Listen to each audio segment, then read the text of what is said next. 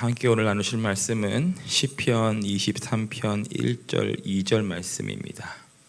시편 23편 1절과 2절 말씀을 함께 읽겠습니다. 시작. 여호와는 나의 목자시니 내게 부족함이 없으리로다. 그가 나를 푸른 초장에 누이시며 쉴만한 물가로 인도하시는도다. 아멘. 요 근래 같이 요 말씀을 제가 영어로 묵상을 하다가 주시는 마음이 있어서 함께 나누고자 합니다. 오늘 이 1절 말씀을 영어 NIV를 보시면요, The Lord is my shepherd이고 I shall not be want. 그러니까 나는 원하는 것이 없다라고 나와 있습니다. 여호와는 나의 목자시니 내게 부족함이 없다도 물론 같은 의미이기는 하지만 영어에서 이 want라고 하는 말이 더욱더 와닿는 것 같습니다. 더 이상 원하는 것이 없다라고 하는 말이죠. 그러니까 물론 더 이상 원하는 것이 없기 때문에 부족함이 없다라고 고백을 하는 것일 텐데, 하지만 더 이상 원하는 것이 없다라는 말 속에 또 다른 신앙 고백이 담겨 있는 것 같습니다. 왜 다윗은 더 이상 하나님께 원하는 것이 없다라는 고백을 했을까요? 적어도 다윗이라는 사람의 인생 속에서 하나님은 다윗이 원하는 대로 이루어 주신 분이 사실은 아니었습니다. 그러니까 하나님이 다윗이 아니라 하나님께서 원하시는 대로 그의 인생을 인도해 주셨기 때문에 이렇게 고백을 하고 있습니다. 그렇기 때문에 이 1절에서 그가 고백하는 것은 하나님의 인도하심이 나에게 충분합니다라는 고백일 것입니다. 단지 원하는 것이 없습니다가 아니라 하나님의 인도하심이 내 삶에 충분합니다. 사람들은 하나님을 향한 수식어를 참 많이 붙이죠. 뭐 위대하신 주님, 뭐 높으신 주님 말씀 붙이는데, 누군가 저에게 하나님을 향한 최고의 수식어가 무엇일까요? 물으신다면 저는요, 하나님은 선하시다라는 고백입니다. 하나님은 선하시다. 누군가가 여러분 선물을 주는데 내가 너한테 어떠한 선물을 줄까라고 물어봤을 때에 답이 나는 그 어떠한 선물보다 지금 당신이 나에게는 최고입니다라고 말을 한다면 그것을 듣는 사람에게는 최고의 기쁨이 되지 않겠습니까? 그러니까 우리는 신앙생활을 하면서 하나님께서 나의 기쁨이 되기를 참 많이 원하지만 나 자신이 하나님의 기쁨이 되기를 원했는가를 한번 고민해 봐야 할 것입니다. 그러니까 어린아이일수록 기쁨이라고 하는 것은 늘 자신의 욕망이 충족될 때 오게 되는 것 같습니다. 갓난 아이를 보면은요, 배고플 때 울고 배부르면 웃고, 기저귀가 축축하면 울고, 기저귀가 새로 갈면은 웃고, 졸리면 울고, 안 졸리면은 웃고, 이런 것이죠. 그런데 사람이 단지 나이가 들어감이 아니라 성숙해질수록 그 사람의 기쁨은 상대방, 다른 사람들을 통하여서 그들이 만족해하는 것을 볼 때 오는 것이 아닐까요? 여러분, 그리고 그리스도인의 삶에서 하나님의 기쁨이 되고자 하는 그 궁극적인 동기는 바로 하나님은 내게 언제나 선하십니다라는 고백이 있을 때에 가능한 것입니다. 여러분, 다윗의 위대함이 뭔지 아십니까? 다윗은 시편 23편을 찬양할 때 이 찬양은요, 사망의 음침한 골짜기를 지날 때에도 계속됐던 것이 나왔습니다. 그러니까 여러분, 사망의 음침한 골짜기에서도 해를 당하지 않을 것에 대한 확신이 있었다는 것이죠. 우리는 이것을 신뢰라고 합니다. 신뢰요. 누가복음 17장에 보시면은요, 17장에 보시면은 신실한 종의 이야기가 나옵니다. 한번 보실까요? 7절인데요. 너희 중 누구에게 밭을 갈거나 양을 치거나 하는 종이 있어 밭에서 돌아오면 그더러 곧 와 앉아서 먹으라 말할 자가 있느냐? 도리어 그더러 내 먹을 것을 준비하고 띠를 띠고 내가 먹고 마시는 동안에 수종을 들고 너는 그 후에 먹고 마시라 하지 않겠느냐? 명한 대로 하였다고 종에게 감사하겠느냐? 이와 같이 너희도 명령 받은 것을 다 행한 후에 이르기를 우리는 무익한 종이라 우리가 하여야 할 일을 한 것뿐이라 할지니라. 자, 이 신실한 종의 이야기입니다. 하루 종일 밖에 나가서 일을 하고 돌아왔는데 주인이 쉬라고 말을 하지를 않아요. 또 계속 주인의 시중을 듭니다. 그런데도 칭찬을 받지 않아요. 왜냐하면 마땅히 해야 할 일을 했을 뿐이기 때문입니다. 근데 여러분, 문제는 어떻게 종이 이렇게 신실할 수가 있을까 하는 것입니다. 어떻게 이렇게 있나? 여러분, 그것은 신실함이라고 하는 말은 영어로 faithful이에요.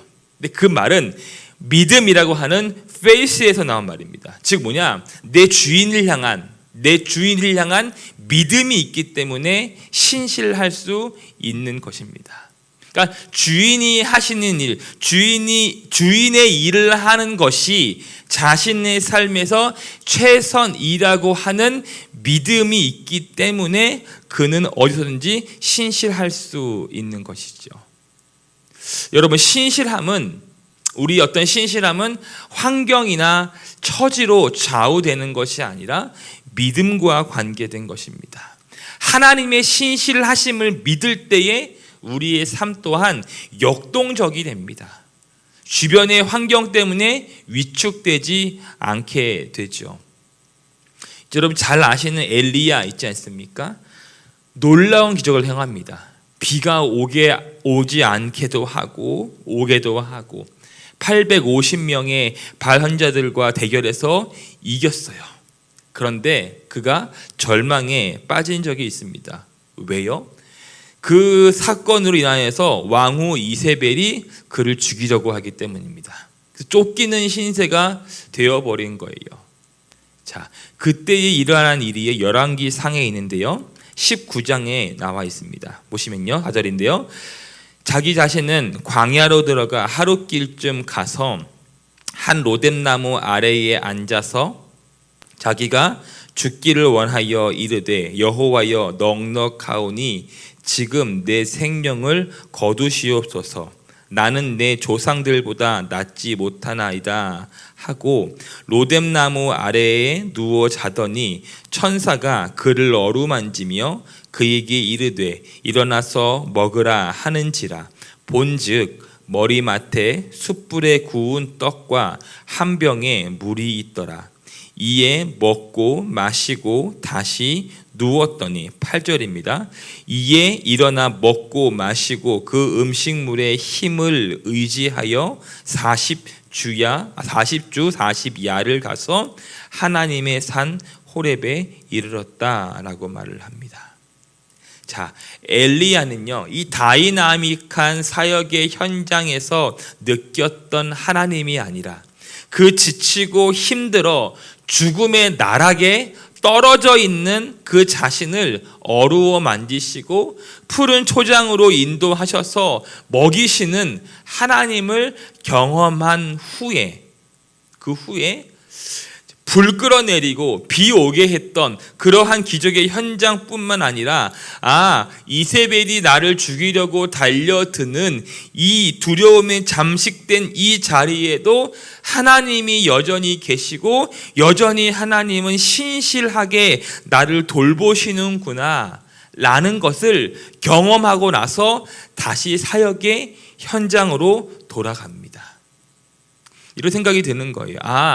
우리를 가장 역동적이게 하는 것은 잠깐 불타오르는 우리의 어떤 열정이 아니라 지치고 힘든 그러한 사망의 음침한 골짜기에서도 여전히 신실하심으로 우리를 어루어 만지시는 하나님을 경험하는 것이 우리로 하여금 가장 역동적이게 만드는 것임을 우리가 기억해야 합니다.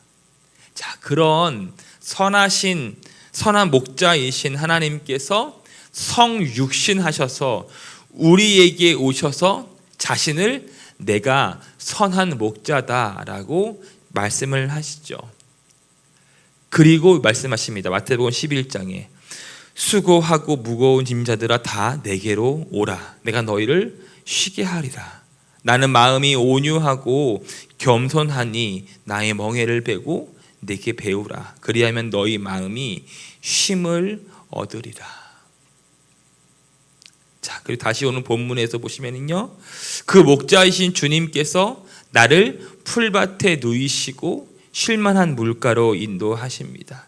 푸른 풀밭, 쉴만한 물가, 얼마나 여러분 풍경이 좋습니까? 저는 근데 오늘 이 말씀에서 누이시고 라는 말을 묵상하게 됩니다. 누이시고.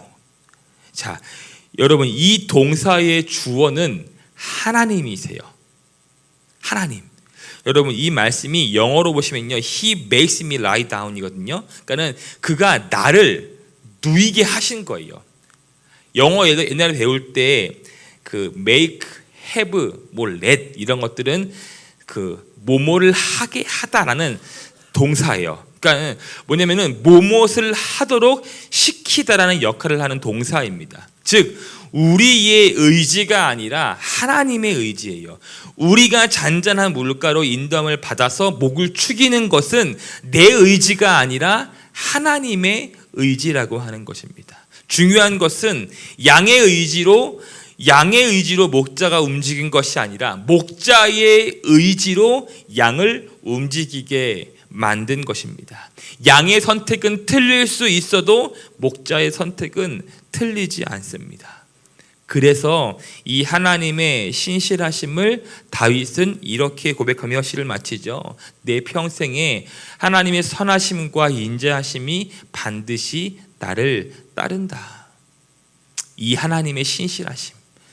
여러분 이 하나님의 신실하신 손길을 오늘도 인정하면서 내 주님은 저희의 매일매일의 삶 속에 또한 오늘의 삶 속에도 언제나 선하신 분입니다. 그 고백으로 서시기를 진심으로 축복합니다. 기도하시겠습니다. 사랑하는 주님, 주님은 언제나 우리에게 선하십니다. 엘리야가 불을 끌어내리는 그 현장과 비를 오게 하고 안 오게 하는 그 놀라운 기적의 현장에서만 신실하신 분이 아니라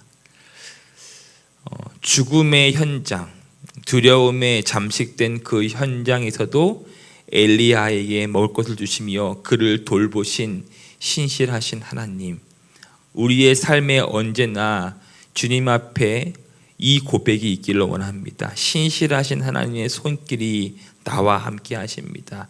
그 고백을 통하여 우리 안에 식었던 주를 향한 그 열정을 다시 한번 불태울 수 있도록 인도하여 주시고, 아까 나눴던 그 신실한 종의 고백처럼 주님 저는 마땅히 해야 할 일을 했을 뿐입니다 라고 고백할 수 있도록 우리의 삶을 인도하여 주시옵소서. 오늘 또한 주 앞에 드린 1,000번째의 예물이 있습니다. 하나님, 드려진 예물의 고백 위에 주님께서 가장 좋은 것으로 채우시고 공급하셔서 신실한 주님의 손길을 날마다 경험케 하옵소서. 감사를 드리며 예수님의 이름으로 기도를 드립니다. 아멘.